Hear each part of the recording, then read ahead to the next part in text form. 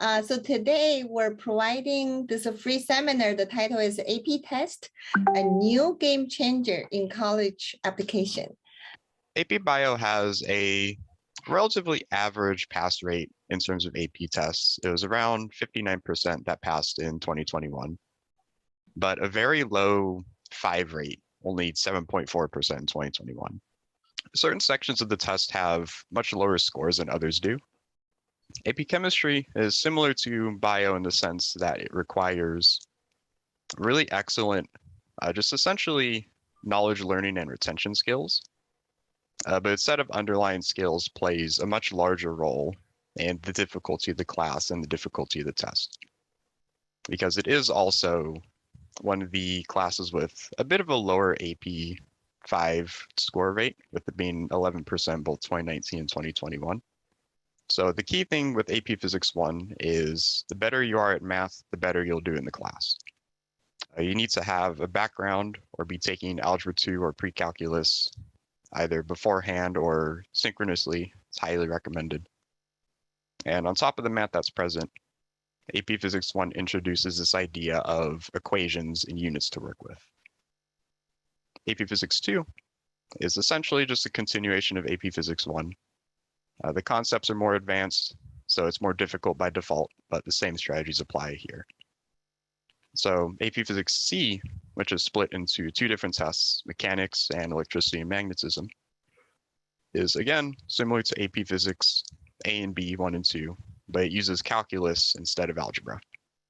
So your student needs to be taking a calculus class alongside it, or have taken calculus beforehand. And Julian himself graduated from MIT, and then he will be the teacher teaching AP science subjects.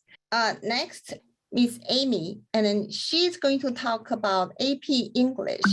So Miss Amy has graduated from UCLA and graduated from Duke. And then so as you can tell, there's not as many English exams as there are science, but the distribution is about the same. There's a very low 5 score, which compared to AP Chinese is much lower. I thought that was slightly amusing that it was such a high 5 pass rate. One thing about the AP English exams is that if you want to bypass the college requirement of a writing course, most colleges require a 5 on either the AP English language or AP English literature exam. So for that reason, it's very important that students receive a 5, because I think most students want to take advantage of the college credit that can be earned through the AP course. So in that case, why is it so challenging to receive a 5 on AP English language? To summarize, I think the first reason is that 1, writing is a learned skill, and since it's an English exam, it's very much focused on composition in the FRQ. So in order to improve your composition skills, it's not something that you can, I think, kind of like cram within 2 weeks and then expect immense improvement. A second reason is that writing as a whole, I would say, is sometimes more subjective. It's not like solving an equation where you have a strict correct answer or an incorrect answer. Whether or not an FRQ response will receive a 5 or a high score on the exam requires, I think, you can't just look at a score sheet and say, okay, I got this correct, right?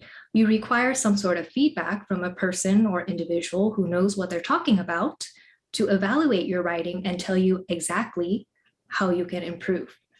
One way that students can gain all 4 points on that evidence and commentary section is that they need to know how to analyze and read the passages effectively. Because on the FRQ, you're always given some passages that you need to break down into comprehensible, you need to synthesize information together.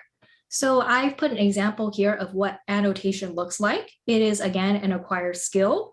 In all my classes, I like to teach my students how to annotate, because I don't want them to, read through the passage blindly and then not know what evidence to select. So I think this is a very important skill to have if you want to succeed not only on the AP exams, but also know how to read documents critically. So annotation, very important. Mr. David graduated from UCLA, and then currently he's teaching AP social science subjects. And I just shared this with you as far as what some of my students sometimes feel like as far as the AP class, and especially when they're taking 3 or 4 of the classes at the same time. APUSH me off a cliff.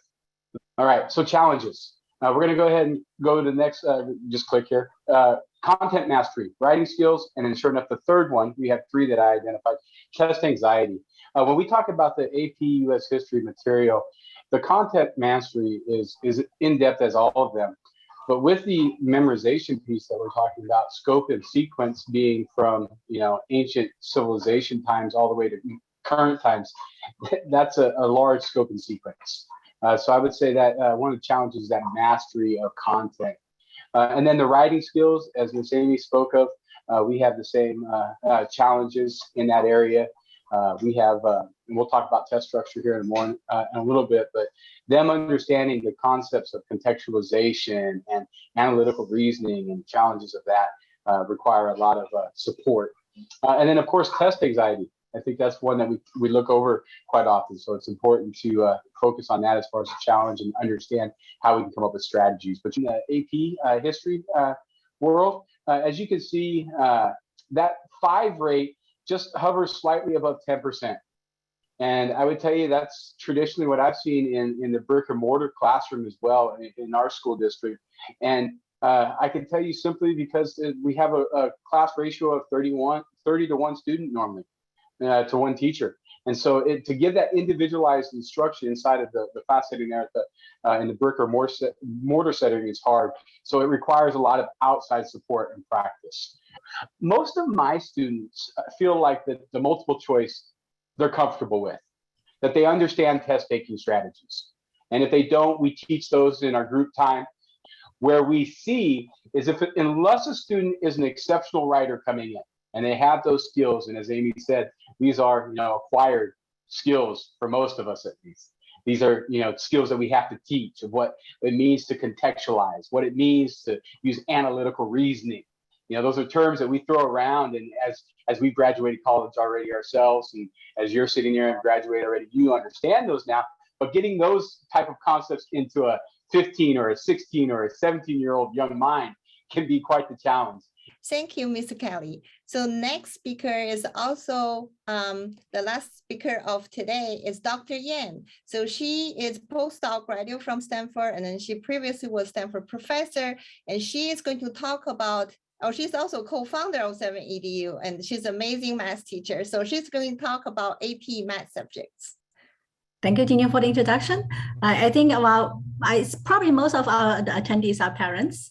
And I hope parents, after you listen to our talk today, you have some appreciation on how much your kids are going through with all the AP subjects. And these are not easy because they should resemble college level understanding of the subjects. And the AP Calculus is one of the most popular tests in AP. I often hear parents asking me whether the kids should sign up for AB or BC. That really depends on how much your kid will get into the STEM field or how likely your child will go to the STEM field. If your child is aimed for STEM field, and then probably he or she should take BC because that will be the highest level that a typical high school student can take. And of course, if a student is really capable, you can take a next level calculus class over at the school.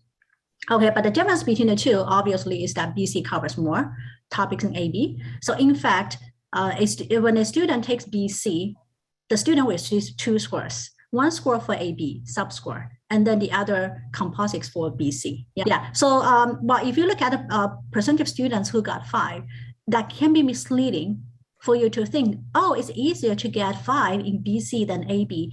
Does that mean BC is easier than AB? Absolutely not. Okay, BC is much more challenging than AB.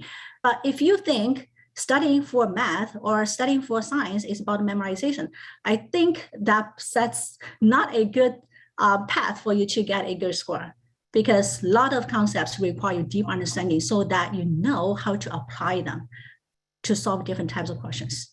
And also, while yes, we all understand that in English and the history, you need to write a lot. You need to have a good, strong writing skill.